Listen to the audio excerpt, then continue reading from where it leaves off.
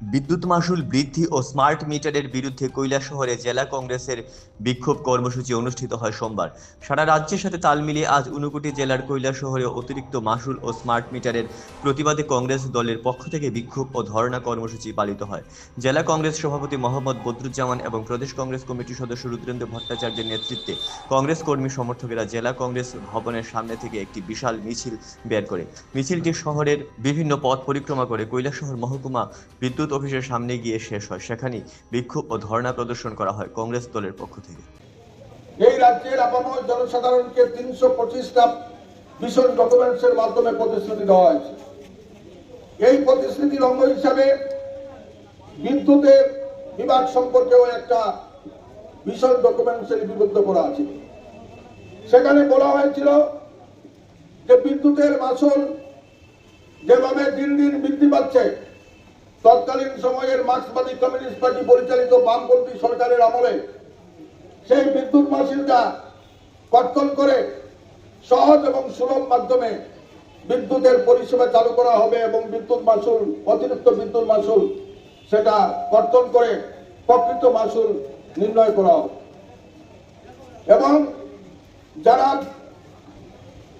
কুটির জুটি পেয়েছেন, যেটা রাজীব গান্ধী গ্রামীণ বিদ্যুতীকরণ যোজনার অঙ্গ হিসাবে এই কর্মসূচিটা বামফ্রন্ট সরকার কুটির জুটি নাম দিয়েছিলেন।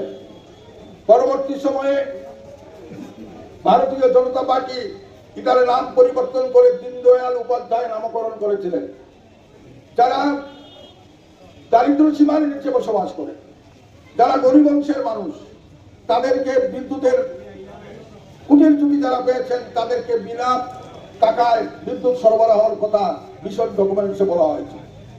কিন্তু আমরা ক্ষোভের সঙ্গে বলতে হয় যে এই সরকার প্রতিষ্ঠিত হওয়ার পর প্রথমে কৈলাসহরের সাব ডিভিশনকে একটা অথর্ব সাই কোম্পানির নামে সেই সাই কোম্পানির সঙ্গে চুক্তি করে সেই সাই কোম্পানির হাতে হস্তান্তর করে দেওয়া হয়েছে, যার কারণে কৈলাসহরে সবচেয়ে করুণ অবস্থা বিদ্যুৎ পরিষেবা। সেই করুণ অবস্থা থেকে উত্তরণের জন্য বিভিন্ন সময়ে এই অফিস পর্যন্ত বিক্ষুব্ধ জনতা ভাঙচুর করেছেন, রাস্তা অবরোধ হয়েছে, ঘন্টার পর ঘন্টা, দিনের পর দিন বিদ্যুতের পরিষেবা দেখে মানুষ বঞ্চিত ছিল।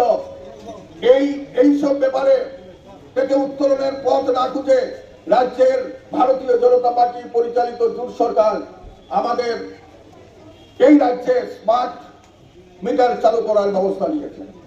স্মার্ট মিটারটা কি সেটা আগে জানতে হবে। যেভাবে মোবাইলে আমরা সিম কার্ড করতে পারি, সিম কার্ড যদি আমরা না দেই তাহলে বিদ্যুতের মোবাইল চালু হবে না, ঠিক সেমনি সিম কার্ড দিলেই আপনার ঘরে বিদ্যুতের পরিষেবা পৌঁছবে। আমরা জিজ্ঞাসা করতে চাই, কর্ণাটকে কংগ্রেসের সরকার, মুখ্যমন্ত্রী সিদ্ধারামাইয়া, উনি 200 ইউনিট পর্যন্ত বিদ্যুৎ মাশুল মকুব করতে পারেন। তেলেঙ্গানায় কংগ্রেসের সরকার, সেখানে যদি 200 ইউনিট বিদ্যুৎ মকুব করতে পারেন।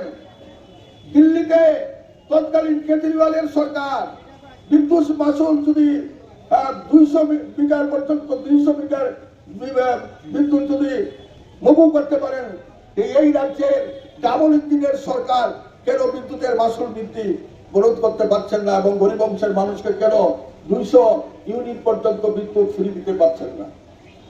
যারা জনগণের সরকার বলে দাবি করেন, সেই জনগণের সরকার কেন করছেন না?